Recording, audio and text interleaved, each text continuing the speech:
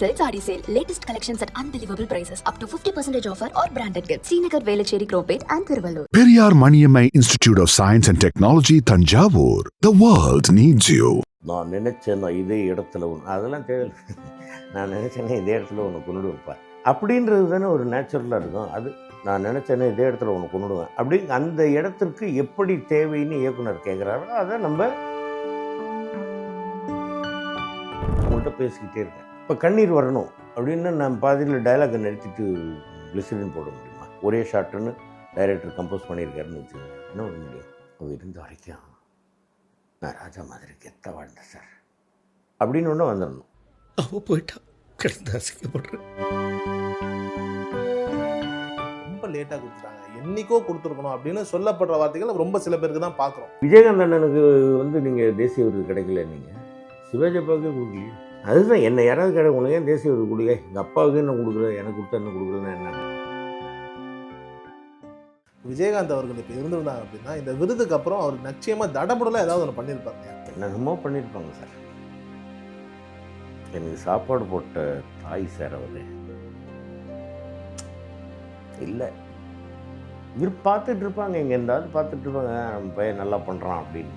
சொக்கத்தங்கம் அப்படின்னு ஒரு படம் வந்தது இல்லையா, அவர் தான் சொக்கத்தங்கம். பிஹைண்ட் டாக்கீஸ் நேயர்களுக்கு வணக்கம். நான் உங்கள் அஷ்ரஃப். இன்று நம்மோடு இருப்பது நடிகர்களில் வாழும் திலகம் திரு MS பாஸ்கர் அவர்கள். வணக்கம். பிஹைண்ட் டாக்கீஸ் நேயர்கள் அனைவருக்கும் என்னுடைய பணிவான வணக்கங்கள். வாழும் திலகம் அப்படிங்கிற அந்த பட்டமெல்லாம் வேண்டாம் எனக்கு நார்மலாக MS பாஸ்கர்னு சொல்லுங்க போதும் சார். நான் ஏன் அந்த வாழும் திலகம் அப்படின்னு சொன்னேன் அப்படின்னது, ஒரு மனிதன் என்னதான் வந்துட்டு நடிப்பில் ஒரு உச்சமாக இருந்தாலும் அந்த நடிப்பினுடைய ஆரம்ப விதைங்கிறது பெரும்பாலும் வந்துட்டு சிவாஜி ஐயா அவர்கள்கிட்ட இருந்தால் எந்த நடிகராக இருந்தாலும் எடுத்துப்பாங்க அப்படிங்கிற அந்த ஒரு நிலை இருக்கு இல்லையா? உலகத்தில் வந்து யாராலையுமே மறுக்க முடியாத மறைக்க முடியாத உண்மை அது. எங்கள் அப்பாவுடைய ஆக்டிங் எந்த ஒரு இடத்துலையாவது யாருக்காவது வராமல் இருக்கவே இருக்காது. ஸோ அப்படி ஒரு விதை, அந்த விதையினுடைய விருட்சமாக தான் நான் இன்னைக்கு கிடைச்ச அந்த தேசிய விருதை கூட நான் பார்க்குறேன் சார். ஸோ அது வந்துட்டு இப்போ இன்னைக்கு தேதியில் வந்துட்டு நடிகர் திலகம் அவர்கள் இருந்திருந்தாங்க அப்படின்னா நிச்சயமாக உங்களை கூப்பிட்டு அப்படி சொல்கிறதுக்கான வாய்ப்புகள் அதிகமாக இருக்கு. கண்டிப்பாக என்னை கூப்பிட்டு அப்பா வந்து என்னை நிச்சயமாக பாராட்டி இருப்பார்கள். அப்பா வந்து ஆனால் நேரடியாக என்னை பாராட்டலைன்னாலும் அவங்கக்கிட்ட வந்து திருக்கோணம்னு ஒருத்தவங்க இருந்தாங்க. அவங்க வந்து ஒரு சேனலில் நான் அவங்கள மீட் பண்ணும்போது இந்த மாதிரி அண்ணன் சொல்லியிருக்காங்க, சின்ன பாப்பா பெரிய பாப்பா பார்த்துட்டு ரொம்ப நேச்சுரலாக அந்த பையன் நடிக்கிறான்டா, நிச்சயமாக பெரிய ஆளாக வருவான் பாருன்னு சொன்னாங்க அப்படின்னு அவங்க சொன்னாங்க. அதையே நான் பெரிய ஆசீர்வாதமாக எடுத்துக்கிறேன் சார். பொதுவாக வந்துட்டு ஒரு நடிகருக்கு வந்துட்டு யாரோ ஒருத்தவங்க வந்துட்டு எப்பயோ ஒரு டைமில் வந்துட்டு ஒரு ஆரோடம் மாதிரி சொல்லுவாங்க. அந்த ஆரோடம் வந்துட்டு 30 வருஷம் கழிச்சோ 40 வருஷம் கழிச்சோ பழிக்கும் அப்படிங்கிற ஒரு நிலை இருக்குல்ல. இப்போ சிவாஜி அவர்கள் சொல்லியிருக்காங்க சிறந்த நடிகர் அப்படின்னு, அதை விட ஒரு உயரிய பாராட்டு இருக்க முடியாதுன்னு வைங்களேன். இருந்தாலும் யாராவது ஒருத்தவங்க வந்துட்டு உங்களுக்கு ஒரு டைமில் சொல்லியிருக்கலாம் இல்லையா, நிச்சயமாக வந்துட்டு உங்களுக்கு ஒரு தேசிய விருது உண்டு, அது என்னைக்குன்னு தான் தெரியல அப்படின்னு. என்னுடைய தகப்பனார் வந்து 86வது வருடம் ஊருக்கு போகும்போது, இங்கேருந்து எங்கள் சொந்த ஊருக்கு போகும்போது எனக்கு கவர்மெண்ட் வேலை வாங்கி தரலையேன்னு ஒரு வருத்தம் இருந்தது. அப்பாவுக்கு வந்து நிறைய அரசியல் தலைவர்கள்லாம் ரொம்ப வேண்டியவங்க. அப்போ நான் ஒழுங்காக படிக்கலை, என் மேல் தப்பு. அப்போ அவங்க சொன்னாங்க, உனக்கு நான் கவர்மெண்ட் வேலை வாங்கி தரலையேன்னு ஒன்றும் வருத்தப்படாதடா, நீ சினிமாவிலே நல்லா வந்துடுடா அப்படின்னாங்க. அது ஒன்று. ரெண்டாவது வந்து நிறைய பேர் வந்து பெரியவர்கள் வந்து சொல்லியிருக்காங்க. நிச்சயமாக என்னுடைய நண்பர் வெங்கட்டுன்னு டப்பிங் ஆர்டிஸ்ட், அவன் சொல்லுவான், டே உன்னுடைய உயரம் இது இல்லைடா, உன்னுடைய உயரம் இது இல்லைடா, நீ இன்னும் பெரிய ஆளாக வருவே அப்படின்னு. நேத்திக்கு அவன் வந்து ஃபோன் பண்ணி இந்த மாதிரி நேஷ்னல் அவார்டு எனக்குன்னு சொல்லும்போது அவன் ஃபோன் பண்ணி, எனக்கு அது ஒன்றும் பெரிய ஆச்சரியம் இல்லைடா, இன்னும் நிறைய வாங்கணும்டா நீ அப்படின்னு பாராட்டினான். பார்த்திபன் சார் பாராட்டியிருந்தார். பார்த்திபன் சாரும் நானும் ஆரம்ப காலத்துலேருந்து டப்பிங் ஆர்டிஸ்ட்டாக இருக்கும்பொழுதுலேருந்து அந்த மேட்டர் எல்லாத்தையும் அவர் சொல்லியிருந்தார். கமல் அண்ணா நேற்றுக்கு பேசினாங்க. கமல் அண்ணா, ரஜினி அண்ணா வந்து எந்த படம் பார்த்தாலும் எனக்கு உடனே ஃபோன் பண்ணி அந்த படம் ரொம்ப நல்லாயிருக்கு அப்படின்ட்டு பாராட்டுவாங்க. அந்த மாதிரி நிறைய பேர் வந்து சொல்லியிருக்கிறாங்க, ஆசீர்வாதம் பண்ணியிருக்காங்க.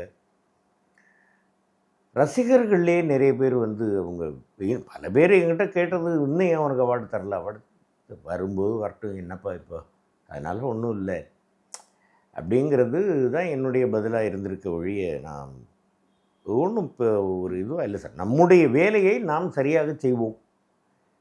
அது பகவான் ஸ்ரீகிருஷ்ணர் சொன்ன மாதிரி, கடமையை செய், பலனை எதிர்பார்க்காதே, நான் உனக்கு தருவேன், அதை நான் உனக்கு தருவேன் சொல்லியிருக்கிறாங்க. அந்த மாதிரி கிடைக்க வேண்டிய நேரத்தில் கிடைப்பது கிடைக்கும். பொதுவாக வந்துட்டு ஒரு நடிகருக்கு அவார்டு கொடுக்குறாங்க அப்படின்னா இவருக்கு தகுதி இருக்குது தகுதி இல்லை இப்படி ஒரு டிபேட் ஒன்று பொதுவாக போயிட்டே இருக்கணும் வைங்களேன். ரொம்ப வெகு சில நடிகர்களுக்கு தான் ரொம்ப லேட்டாக கொடுத்துட்டாங்க, என்னைக்கோ கொடுத்துருக்கணும் அப்படின்னு சொல்லப்படுற வார்த்தைகள் ரொம்ப சில பேருக்கு தான் பார்க்குறோம்.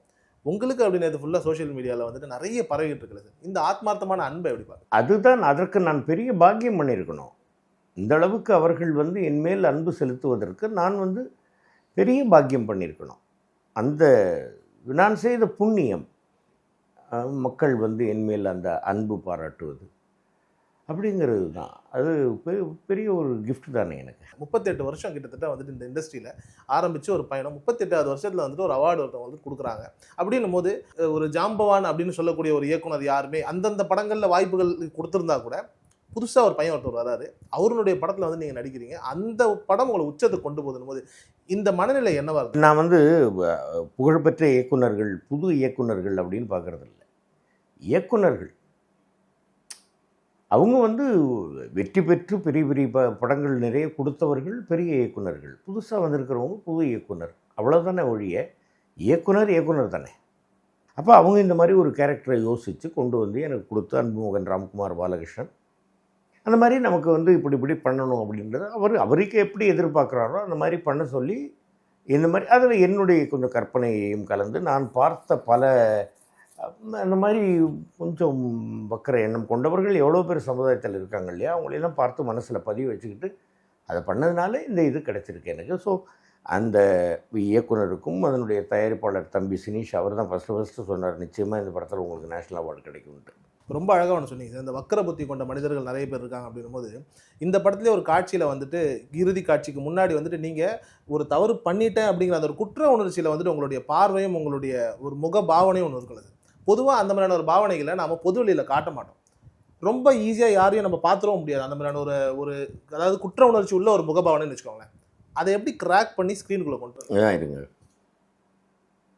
2 பேர் லவ் பண்ணுறாங்க, படத்தில் வந்து சுற்றி ஓடிக்கிட்டு பாடுறாங்க, குதிரை மேலே உட்காந்து பாடிக்கிட்டு போகிறாங்க. பப்ளிக்கில் அது மாதிரி பண்ண முடியுமா? குதிரை மேலே உட்காந்து பாடி பாருங்க, பாட முடியுதுன்னு பார்ப்போம். இல்லை ஓடிக்கிட்டே பாடி போவாங்க.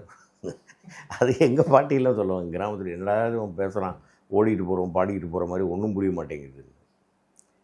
ஸோ சினிமான்றது கொஞ்சம் ஒரு மிகைப்படுத்தி காட்டுதல், அதே நேரத்தில் நம்ம மிகைப்படுத்தியிருக்கோம் அப்படின்றது தெரியாத அளவிற்கு இயல்பாக நடிப்பது அப்படிங்கிறது தான். பெரிய பெரிய ஜாம்பவான்கள் எல்லாம் சொல்லியிருக்கிறது இதுதான். எனக்கு வந்து எங்கள் அப்பா சிவாஜி அப்பா, எங்கள் எஸ்வி ரங்காராவ் ஐயா, எங்கள் பாலையாப்பா, எஸ்வி சுப்பையப்பா, இந்த மாதிரி வந்து எனக்கு நிறைய குருமார்கள் நிறைய பேர் வந்து இதுபோல் டப்பிங்கில் வந்து எனக்கு பேசும்போதே வந்து அந்த அந்த இடத்துல மட்டும் கொஞ்சம் இயல்பாக பண்ணிக்கடா அப்படின்னு ஆரூர்தாஸ் ஐயா சொல்லுவாங்க, சகோதரர் மருதபரணி அவர்கள் சொல்லுவாங்க, எங்கள் பிரகாஷ் மாமா சொல்லுவாங்க. இந்த மாதிரி நிறைய பேர் இருக்கிறாங்க. என்னுடைய சகோதரி டப்பிங் பேசும்போதெல்லாம் நான் பார்த்துருக்கேன். அதே மாதிரி வந்து என்னுடைய சகோதரியின் மகன்கள் இவங்க எல்லாருமே வந்து இண்டஸ்ட்ரியில் இருக்கிறாங்க. நான் ரொம்ப மிரண்டது வந்து நான் தான் நேச்சுரலாக நடிக்கிறேன் அப்படின்னு நான் நினச்சிக்கிட்டு இருந்தாங்க. என் பையன் அதை விட நேச்சுரலாக நடிச்சு விட்டார் 96. ஒரு மக்களுக்கு பிடித்த வகையில் நாம் வந்து நம்முடைய உணர்ச்சிகளை வெளிப்படுத்துவது அப்படிங்கிறது தானே. அதே மாதிரி ஒரு உணர்ச்சி தான் இது படத்தில் வெளிப்படுத்தினது. இப்போ இந்த ஒரு காட்சி, இந்த ஒரு உணர்ச்சி இருக்குல்ல, உங்களுடைய வயதினுடைய பக்குவத்தில் இது சாத்தியமாச்சு அப்படின்னு நம்ம எடுத்துக்கலாமா? இல்லை இது ஒரு 10 வருஷத்துக்கு முன்னாடி சொல்லியிருந்தாலும் 20 வருஷத்துக்கு முன்னாடி சொல்லியிருந்தாலும் உங்களால் அதை வந்துட்டு ஈஸியாக பண்ணியிருக்கணும்? நீங்கள் பாருங்களேன், 10 வருஷத்துக்கு 20 வருஷத்துக்கு முன்னாடி வந்த படங்கள்லாம் கொண்டு நீங்கள் பாருங்கள், அப்போவும் நேச்சுரலாக தான் நடிச்சிருப்பேன் இல்லையா? நிச்சயமாக. ஏன்னா நான் நினச்சேன் நான் இதே இடத்துல ஒன்று, அதெல்லாம் தேவையில்லை. நான் நினச்சேன்னா இதே இடத்துல ஒன்று கொண்டுடுவேன்ப்பா அப்படின்றது தானே ஒரு நேச்சுரலாக இருக்கும். அது நான் நினச்சேன்னா இதே இடத்துல ஒன்று கொண்டுடுவேன் அப்படி அந்த இடத்திற்கு எப்படி தேவைன்னு இயக்குனர் கேட்குறாரோ அதை நம்ம அந்த இயல்புத்தன்மை மாறாமல் வெளிப்படுத்துவது தான் இயல்பான நடிப்பு அப்படின்றது எனக்கு தெரிஞ்ச கருத்து. நான் பெரிய கருத்து சொல்கிறதுக்கு நான் கருத்து கந்தசாமிலாம் கிடையாது. ஆனால் இப்போ 2007 மொழின்னு ஒரு படம் வந்து சார், அந்த படம் வந்துட்டு எல்லாராலுமே அங்கீகரிக்கப்பட்டு இந்த கதாபாத்திரத்துக்கு ஒரு விருது கிடைக்கணும் அப்படின்னு பேசப்பட்ட ஒரு படம் கிடைச்சது நிச்சயமாக.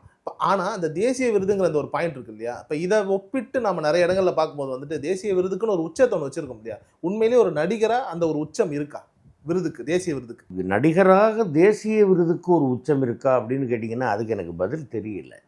நடிப்புக்கு இந்த கேரக்டருக்குன்னு ஒரு உச்சம் இருக்குது, அந்த உச்சத்தை நாம் பண்ணணும் அப்படிங்கிறது தான் என்னுடைய.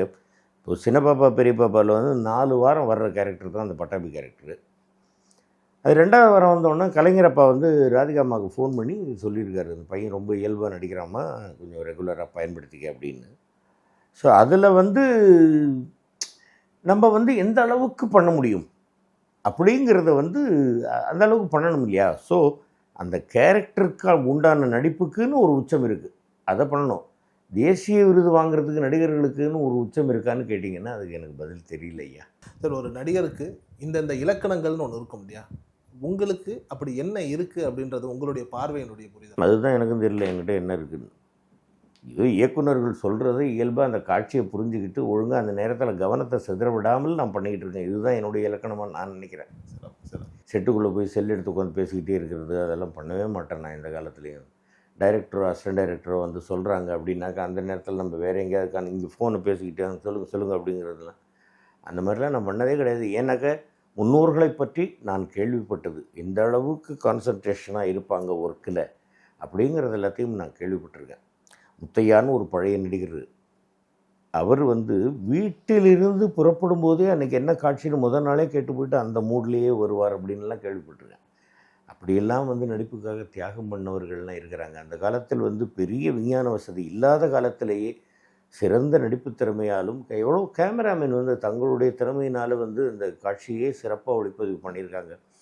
இசையமைப்பாளர்கள் ஐயா எம்எஸ்வி ஐயா அவர்கள், மகாதேவன் மாமா, இப்படி டிஆர் பாப்பா ஐயா, இந்த மாதிரி நிறைய பேர் அந்த மாதிரி இருந்திருக்கிறாங்க. அந்த மாதிரி வந்து பெரிய அவர்களையெல்லாம் பற்றி நாம் கேள்விப்பட்டு இப்படி நம்ம பண்ணணும் கரெக்டாக. சிவாஜிப்பாலாம் வந்து கடைசி நாள் ஷூட்டிங் வரைக்கும் ஒரு நாள் கூட லேட்டாகவே வந்ததில்லை அப்படின்றது தான் நான் இன்றைக்கும் கடைப்பிடிக்கிறேன். காலங்காலத்தில் கிளம்பி ஓடிடுறேன். சார், ஆனால் வந்துட்டு புதுமுக இயக்குனர்கள், நீங்கள் சொல்கிறது இயக்குனர்கள் தான் பார்க்குறேன் அப்படின்றீங்க. ஆனால் உங்களுடைய படங்கள் குறிப்பாக அது வந்துட்டு பார்க்கிங்காக இருக்கட்டும், இல்லை 8 தோட்டாக்களாக இருக்கட்டும், எந்த படமாக இருக்கட்டும், இதில் இருக்கக்கூடிய அந்த புதுமுகங்களில் அங்கே உங்களுடைய நடிப்பினுடைய தன்மையும் அவங்களுடைய இயக்கமும் ஒரு வீரியம் ஜாஸ்தியாக இருக்க மாதிரி இருக்கு. இல்லை, அப்படியெல்லாம் ஒன்றும் கிடையாது சார். நான் தலையிடுவதில்லை. இது எப்படி வச்சுக்காது, என்னுடைய கருத்தை சொல்லுவேன். இந்த இடத்துல இப்படி சொல்லிக்கலாமா, இல்லை சார் அதுக்கு முன்னாடி வந்து ஷார்ட்டில் இப்படி வந்து நம்ம வச்சுருந்துருக்கோம், போன சீனில் இப்படி இருந்திருக்கு, அந்த இந்த இடத்துக்கு இந்த டைலாக் போட்டால் செட் ஆகாது அப்படின்னாங்கன்னா சரி. இல்லை, நாம் சொல்வது நமக்கு தோணுவதை நாம் சொல்கிறது அவங்க வந்து கரெக்டு நல்லா இருக்குது அதை வச்சுக்கலாம் அப்படின்னு சொன்னாங்கன்னா ஓகே. ஏன்னா நமக்கு ஏதாவது ஒன்று நமக்கு வந்து மனசில் தோணி அதை நம்ம சொல்லாமல் விட்டுட்டோம் அப்படின்னா இந்தாண்ட வந்து யோசிக்கிறதுல பிரயோஜனம் இல்லை. அது எனக்கு தோணிகிட்டே தான் இருக்கும். படம் பார்க்கும்போது கூட இந்த இடத்துல இப்படி பண்ணியிருக்கலாமே, இப்படி சொல்லியிருக்கலாமே அப்படின்னுலாம் தோணும். எனக்கு டப்பிங் பேசுகிற காலத்துலேருந்தே அந்த இது உண்டு. ஒரு சுய திருப்தி அப்படின்றது வரக்கூடாது அப்படிங்கிறது தான் என்னுடைய கருத்து. சார், வரக்கூடாது அப்படின்னா அப்போது எப்போ தான் ஒரு நடிகன் வந்துட்டு அந்த திருப்தி அடையுது? இந்த திருப்தி எங்கள் சிவாஜி அப்பாவே வந்து இன்னும் எவ்வளவோ கேரக்டர் நான் ஏற்று நடிக்க வேண்டியது இருக்குதுன்னு சொல்லியிருக்காங்களே. அப்போ அவ்வளோ பெரிய அவங்க கலை கடவுள் அவங்களே வந்து சொல்லியிருக்காங்கும் பொழுது நமக்கு என்ன கூழாங்களுக்கு. சார், இப்போது ஒரு நிலையிலையும் வந்துட்டு ஒரு அவார்டு நம்ம வாங்குறோம் அப்படின்னா நமக்கு முன்னோர்களோ இல்லை பெரியவர்களோ யார்கிட்டையாவது வந்துட்டு இதை பகிர்ந்துக்கணும்னு நினைப்போம் இல்லையா? நீங்கள் ரொம்ப ஆத்மார்த்தமாக நினச்சி, இல்லை அவங்க இப்போ இல்லை இருக்காங்க அப்படிங்கிற மனிதர்கள் யாராவது உண்டா? அதாவது எனக்கு ஒரு 2 வாரம் வரக்கூடிய ஒரு கேரக்டருக்கு என்னை தேர்வு செய்து பிரேமி அப்படின்ற ஒரு சீரியலில் எனக்கு அந்த கேரக்டரை கொடுத்து நடிக்க வச்சு வெளியே போய் என் பேரை காப்பாற்றுறா அப்படின்னு சொல்லி அனுப்பிச்ச என்னுடைய மானசீக குருநாதர் கே பாலச்சந்தர் ஐயா அமரர். அவங்க வந்து ஒரு புது வருடப்பிறப்பு, ஆங்கில வருடப்பிறப்புக்கு நான் போய் பார்க்கும் பொழுது ஒரு வருஷமும் போய் பார்ப்பேன். அப்போ நான் அப்படியே ஓரமாக நின்றுருந்தேன். வாடா அப்படின்னு கூப்பிட்டு தோளில் கையை போட்டு, இப்போ ஒரு ஃபோட்டோ எடு, என் பேர் சொல்லும் பிள்ளை இவன் அப்படின்னாங்க. அவங்கள்ட்ட சொல்லணும்னு நினைக்கிறேன். எங்கள் சிவாஜி அப்பா என்னை ஆசீர்வாதம் பண்ணாங்க. அவங்கள்ட்ட சொல்லணும், என்னை பெற்ற தந்தை எங்கள் அப்பா முத்துப்பேட்டை ஆர்எம்எஸ், அவங்கள்ட்ட சொல்லணும்னு நினைக்கிறேன். நிறைய பேர் இருக்காங்க சார் அந்த மாதிரி, ஒருத்தர் 2 பேர் நிறைய பேர் இருக்காங்க. விஜயகாந்த் அவர்கள் இப்போ இருந்திருந்தாங்க அப்படின்னா இந்த விருதுக்கு அப்புறம் அவர் நிச்சயமாக தடபுடலாக ஏதாவது ஒன்று பண்ணியிருப்பார் இல்லையா? என்னென்னமோ பண்ணியிருப்பாங்க சார். எனக்கு சாப்பாடு போட்ட தாய் சார் அவர். இல்லை, இவர் பார்த்துட்ருப்பாங்க, எங்கே இருந்தாலும் பார்த்துட்ருப்பாங்க, நம்ம பையன் நல்லா பண்ணுறான் அப்படின்னு. அந்த மாதிரி அவர் தெய்வமாயிட்டார், தெய்வமாகவே இருந்து நம்மை வழி நடத்தட்டும். இப்போ விஜயகாந்த் அவர்களுக்கு தேசிய விருது கிடைக்கலன்னு வைங்களேன். ஆனால் இப்போ நீங்கள் விருது கிடைச்ச உடனே எனக்கு தெரிஞ்சு அவர் தான் அதை பாராட்டியிருப்பார், சால்வையை போட்டிருப்பார், பூங்கத்தை கொடுத்துருப்பார், ஒரு தடப்பட்ட விருந்தை போட்டிருப்பார். இந்த மனநிலை இருக்கு இல்லையா சார்? அவருக்கு வந்து யார் மீதும் பொறாமை கிடையாது. யாருக்கிட்டேயும் விரோதம் கிடையாது. சட்டுன்னு கோவப்பட்டால் எக்ஸ்பிரஸ் பண்ணுவார், அடுத்த நிமிஷம் அப்புறம் வா சாப்பிட்லாம் வா அப்படிம்பார். கோவமாகவே திட்டா என்னைய கூட திட்டிருக்காரு. திட்டிட்டு சாப்பிட்டு போ, இல்லைண்ணா நான் கிளம்புறேன், சாப்பிட்டு போ, நான் தானே ஒன்று திட்டினேன், உன் வயிறா ஒன்று திட்டுச்சு, சாப்பிட்டு போடா அப்படிம்பார். அந்த மாதிரி ஒரு சொக்கத்தங்கம் அப்படின்னு ஒரு படம் வந்தது இல்லையா, அவர் தான் சொக்கத்தங்கம். விஜயகாந்த் அண்ணனுக்கு நீங்கள் தேசிய விருது கிடைக்கல, நீங்கள் சிவாஜி அப்பாவுக்கே கொடுக்கலையே இல்லையா? அதுதான் என்னை யாராவது கிடையாது, உனக்கு ஏன் தேசிய விருது கொடுக்கல, எங்கள் அப்பாவுக்கு என்ன கொடுக்கல, எனக்கு கொடுத்தா என்ன கொடுக்கலன்னு என்ன அப்படின்னு தான் நான் சொல்லியிருக்கேன்.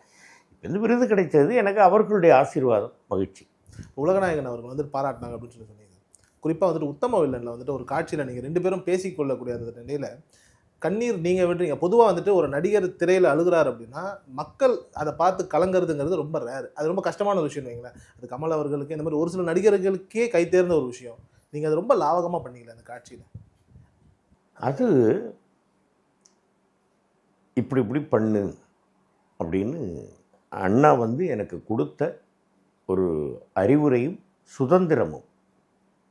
அப்போ அவரை கூட நிற்கும்போதே, அவரை பார்க்கும்போதே எனக்கு உணர்ச்சி பெருக்கில் கண்ணீர் வரும். அப்போ அவர் கூட நின்று அந்த மாதிரி ஒரு சீனை கொடுத்து நடிக்கணும் அப்படிங்கும் பொழுது அதை நான் சரியாக பண்ணணும் இல்லையா? அவர் பக்கத்தில் நிற்கிறேன், அப்போ பயந்துட்டாலும் போச்சு இல்லையா? அவர் கூட பண்ணுறேன். நிச்சயமாக அவர் பண்ணியிருக்கிறதுல ஒரு 2% 1% பண்ணியிருப்பேன் அப்படின்னு நான் நினச்சேன். நான் ஒழுங்காக பண்ணேன், நல்லா இருக்குது சுமார் அப்படின்னு எனக்கு சின்ன வயசுலேருந்து தெரியும் அவருக்கு. அதனால் எனக்கு அந்த சுதந்திரம் கொடுத்தாரு. நன்றாக நடிப்பவர்கள் யாரை பார்த்தாலும் அவருக்கு அதே மாதிரி பழைய நடிகர்களை ஞாபகம் வச்சுக்கிட்டு தேடி கண்டுபிடிச்சி இந்த கேரக்டருக்கு அவங்க தான் வரணும் அப்படின்னு சொல்கிறதெல்லாம் ஒரு பெரிய விஷயம். அதே மாதிரி தேவர் மகன் படத்தில் பாருங்கள், கள்ளப்பாட்டு நடராஜனெல்லாம் கூப்பிட்டுருப்பார். அவங்களாம் ஒரு காலத்தில் பெரிய ஸ்டாராக இருந்தவங்க, கள்ளப்பாட்டு நடராஜன்லாம். அந்த மாதிரி அண்ணா கூட நடிக்கிறது எனக்கு பெரிய, அந்த நடித்தது ஒரு பெரிய பாக்கியம். அவங்க அந்த இதில் அவ்வளோ பெரிய ஒரு நல்ல பேர் வந்தது மிகப்பெரிய அதிர்ஷ்டம்னு தான் சொல்லலாம். ஒரு நடிகராக இன்னொரு நடிகருக்கு முன்னாடி நின்று நம்ம ஒரு விஷயத்தை செய்கிறது. இப்போ இப்போ நான் ஒரு சின்ன பையன் உங்களுக்கு முன்னாடி நிற்கிறேன் அப்படின்னும் போது எனக்கு நிச்சயமாக ஒரு சின்ன ஒரு பதட்டமோ ஒரு பயமோ இருக்கும் இல்லையா? உங்களுக்கு அந்த மாதிரி பயம் பதட்டம் ஏதாவது ஒரு நடிகருக்கு முன்னாடி இருந்ததுண்டா? கேமராவுக்கு முன்னாடி இது கிடையாது. எதுக்கு பதட்டம் பயம்? பதட்டம் பயம் தேவையில்லையே. ரஜினி அண்ணா கூட சிவாஜி படத்தில் ஆக்ட் பண்ணேன். அப்போ எங்கள் எடிட்டர் மோகனப்பா கேட்டார், என்னப்பா நீ பேசிக்கிட்டே இருக்க, நீ எதிர்க்க சூப்பர் ஸ்டார் இருக்கார், அவருக்கே அந்த தான் சூப்பர் ஸ்டாருங்கிற ஒரு மமதை கிடையாது, ஏன் எதிர்க்க நிற்கிறது ரஜினி அண்ணான்னு நான் ஏன் பார்க்கணும், சூப்பர் ஸ்டார்னு ஏன் பார்க்கணும், சிவாஜின்ற ஒரு கேரக்டர். இது மாதிரி இந்த அரசியலில் லெவலில் இருக்கக்கூடிய ஒருத்தன்ட்ட ஒரு ஹெல்ப்பு கேட்டு வந்திருக்காரு அப்படின்றது தான் காட்சி. அந்த அதை மட்டும் நினைவில் வச்சுக்குவோம், அவ்வளோதானே, வேற ஒன்றும் கிடையாது. நான் நாகேஷ் அண்ணாவும் ஆட்சிமா சொல்லுவாங்க. இப்போ நீங்கள் கேட்ட அந்த கண்ணீர் விட்டுறதுக்கு அதுக்கு நான் சொல்கிறேன், டேய் பாஸ்கரா, கிளிசரின்லாம் போடக்கூடாதுடா, அழுகணும்னா அழுகுண்டாம்பர் நாகேஷ் அண்ணா. ஆச்சிமாவும் அதான் சொல்லுவாங்க, மனோரமாச்சியும் அதான் சொல்லுவாங்க, படி பாஸ்கர், அழுகணும்னா அந்த நமக்கு அதுக்குள்ளே அந்த இது இருக்கணும், அதே நேரத்தில் டைலாக்கையும் மறந்துடக்கூடாது, கண்ணீர் அப்படி வரணும்னா வரணும்பாங்க. அவங்களுடைய அறிவுரைகள் தான் இப்போ நீங்கள் கேட்டதுக்கு பதில். அழணும் பாதியில் உங்கள்கிட்ட பேசிக்கிட்டே இருக்கேன், இப்போ கண்ணீர் வரணும் அப்படின்னு நான் பாதியில் டைலாக்கை நிறுத்திட்டு கிளிசரின் போட முடியுமா? ஒரே ஷாட்டுன்னு டைரக்டர் கம்போஸ் பண்ணியிருக்காருன்னு வச்சுக்கோங்க, என்ன பண்ண முடியும்? அந்த மாதிரி தான் அந்த 8 தோட்டாக்களில் அந்த அழுவுறதெல்லாம் அந்த டைலாக் அப்படி தான் வந்தது. அவ இருந்த வரைக்கும் நான் ராஜா மாதிரி கெத்த வாழ்ந்தேன் சார் அப்படின்னு ஒன்று வந்துடணும். பேச பேச அப்படியே வழியணும் கண்ணீர். அந்த மாதிரி நம்ம செய்கிற தொழிலை நாம் நேசித்தாக்க எல்லாம் ஓரளவிற்கு சாத்தியம் அப்படிங்கிறது. எல்லாம் ஓரளவுக்கு சாத்தியம் அப்படிங்க சார். இப்போ கண்ணீர் வர்றதுன்னு ஒன்று இருக்கு இல்லையா, இந்த எமோஷனை தாண்டி அதை எப்படியாவது கொண்டுட்டு வரணும் அப்படின் போது மூளை, உடல், கண் எல்லாமே ஒத்துழைக்கணும் இல்லையா? இந்த ஒத்துழைப்புக்கான ஒரு நேர்கோடு இருக்கு இல்லையா, இந்த நேர்கோடு எப்படி சாத்தியமாகுது? ஆன்மீகம் மாதிரி ஏதாவது சிந்திச்சுக்கிட்டா சாத்தியமா, இல்லை யதார்த்தமாகவே அது சாத்தியம்? எனக்கு அது என்னமோ நேச்சுரலாகவே அப்படி இருக்குது சார்.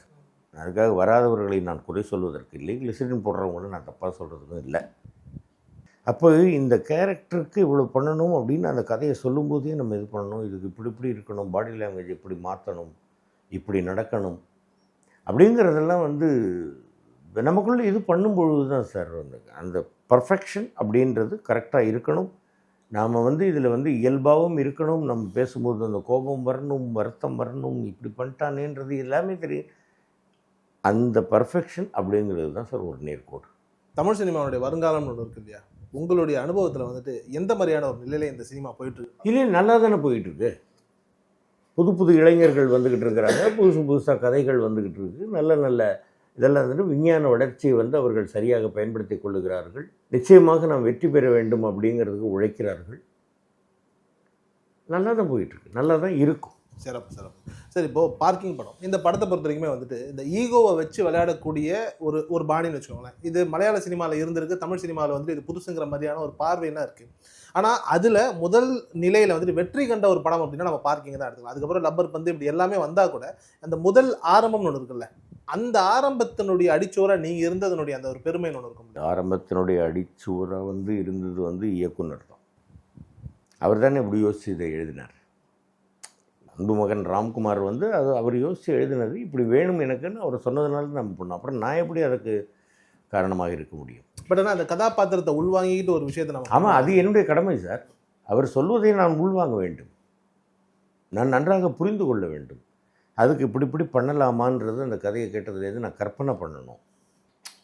அப்படிலாம் பண்ணாதான் பண்ண முடியும். ஒரு நடிகனுக்கு வந்துட்டு அவ்வளோ விஷயங்கள் தேவையா சார்? அதாவது ஒரு இயக்குனர் சொல்கிறாரு, நாம் அதை செய்கிறோங்கிறத தாண்டி ஒரு கற்பனை உலகத்துக்குள்ளே நாமளும் போய் அதை ஒரு விஷயத்த பண்ணுறோம் இல்லையா, அது ரொம்ப தேவையா? இது 5 விரல் தேவையா சார் நமக்கு? நிச்சயமா இல்லை, 5 விரலுமே இல்லைனாக்கா ஸ்பூனால் பிடிச்சிக்கிட்டு சாப்பிடலாமே. அப்போ ஸ்பூன் தேவை தானே, தேவைன்றது நிச்சயம் சார். அது அப்போ நம்முடைய பங்கு என்ன? எதுக்காக வேலை செய்கிறோம்? பணம் சம்பாதிக்கிறதுக்கு. ஒரு பக்கம் அச்சடிச்சு கொடுத்தா பொறுமை, இன்னொரு பக்கம் எதுக்கு அச்சடிக்கணும்? தேவையான்னு கேட்டால் அதுக்கு நான் என்ன பதில் சொல்கிறது? அப்போ உங்களுடைய கான்ட்ரிபியூஷன்றது என்ன இருக்குதுல்ல இல்லையா? நிச்சயமாக ஒவ்வொருவருக்கும் அந்த ஹோம்ஒர்க்கோ அந்த கற்பனை இதெல்லாமே தேவை, பண்ணித்தான் ஆகணும். இந்த கற்பனை அப்படின்னு சொல்றீங்க சார், ஒரு நடிகர் கற்பனை பண்ணுறதுக்கும் ஒரு இயக்குனர் கற்பனை பண்ணுறதுக்கும் என்ன வித்தியாசம்? இயக்குனர் கற்பனை பண்ணுவதன் மூலமாக கதாபாத்திரங்கள் உருவாக்கப்படும். நடிகர் கற்பனை பண்ணி அதை இயக்குனரின் ஒப்புதலோடு வெளிப்படுத்தும் பொழுது அந்த கதாபாத்திரம் மெருகேறும். இதுதான் வித்தியாசம். இப்போ நீங்கள் ரொம்ப வெளிப்படையான மனிதர் அப்படிங்கிறதுனால இந்த கேள்வியை கேட்குறது. பொதுவாக வந்துட்டு தேசிய விருது அப்படின்னாலே சர்ச்சையும் தேசிய விருதும் ஆல்மோஸ்ட் வந்துட்டு 2 பக்கங்கள் மாதிரியே என்றைக்குமே இருந்துக்கிட்டே இருக்குன்னு வைங்களேன். இந்த வருடம் தேசிய விருது வந்ததில் கூட வந்துட்டு ஒரு சாராருக்கு ரொம்ப திருப்தி, இன்னொரு சாராருக்கு வந்துட்டு ஏதோ ஒரு விதத்தில் வந்துட்டு இல்லை இந்தந்த படங்களுக்கெல்லாம் கிடைக்கவே இல்லையே, என்ன இப்படியெல்லாம், இப்போ ஆடு ஜீவிதம் ஏன் கிடைக்கல, இப்படின்னு ஒரு கேள்வி ஒன்று இருந்துக்கிட்டே இருக்குது சார். ஒரு சினிமா ரசிகனா நீங்கள் அதை எப்படி பார்க்குறீங்க? குறை சொல்பவர்களை பற்றி நாம் இது பண்ண வேண்டாம் சார். அவங்களுடைய எண்ணம் அது, அவர்களுக்கு கருத்து சுதந்திரம்னு ஒன்று இருக்கு இல்லையா? அதனால் அவங்க அப்படி சொல்லியிருப்பாங்க, இந்த படத்துக்கு கிடைக்கல, அந்த படத்துக்கு கிடைக்கலன்னு. ரைட், இவங்க பார்த்துருக்குறாங்க, இந்த படம் நல்லாயிருக்கு, இதுக்கு கொடுக்கலாம், இந்த இதுக்கு ஸ்க்ரீன் ப்ளே கொடுக்கலாம், இந்த படத்திற்கு கொடுக்கலாம், இதில் நடித்த எனக்கு கொடுக்கலாம் அப்படின்னு அவங்களுக்கு அது தோணியிருக்கு, கொடுத்துருக்குறாங்க. இப்போ அது குறை சொல்கிறாங்க அப்படிங்கிறதுனால அது அவங்களுடைய எண்ணம். பார்த்துட்டு இப்போ யாராவது நாளைக்கு பார்த்துட்டு என்ன ரோட்டில் என்ன பெருசாக நடிச்சிட்டோம், உனக்கு என்னத்துக்கு நேஷ்னல் அவார்டு அப்படின்னு என்னமோப்பா அவங்க கொடுக்கணும்னு தோணுச்சு, கொடுத்தாங்க. எனக்கு வாங்குறதுக்கு உண்டான ஒரு பாக்கியம் அதிர்ஷ்டம் இறைவன் கொடுத்துருக்கேன்னா நான் வாங்கிட்டேன், அவ்வளோதான்ப்பா. உனக்கு பிடிக்கலனாக்கா நான் என்னப்பா பண்ணுறது? உனக்கு பிடிக்கிற மாதிரி இனிமேல் நல்ல நான் வந்து நடிக்கிறதுக்கு முயற்சி பண்ணுறேன் அப்படின்னு தான் சொல்லணும். வேறு என்ன பண்ணுறது? அத்தனை பேருக்கும் நல்லவனாக ஆண்டவன் கூட இருப்பானா? இருக்க முடியாது. அந்த மாதிரி. ஆனால் ஏதாவது ஒரு விதத்தில் தேசிய விருதுக்கும் அரசியலுக்கும் ஏதாவது சம்மந்தம் இருக்கா? அரசியலுக்கும் தேசிய விருதுக்கும் சம்மந்தம் இருக்கான்றதெல்லாம் எனக்கு தெரியல. ஏன்னாக்க இப்போ தான் முதல்ல எனக்கு தேசிய விருது பற்றி பேசியிருக்கிறாங்க.